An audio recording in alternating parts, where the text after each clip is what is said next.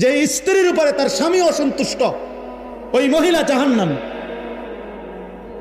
তো তুমি তারে বলো, তো নামাজ পড়বি না বেটি, পর্দা করবি না বিবি, তুই আমার হুমকি দাও, ঠিক আছে, তুই আমার জেল খাটাইবা, তুই আমার নারী নির্যাতন মামলা দিবা, ঠিক আছে যাও, কিছুই করতে পারলাম না তোমারে, তো এর দূর মনে রাখো, আমার কলিজারা তো আটকে থাকতা না।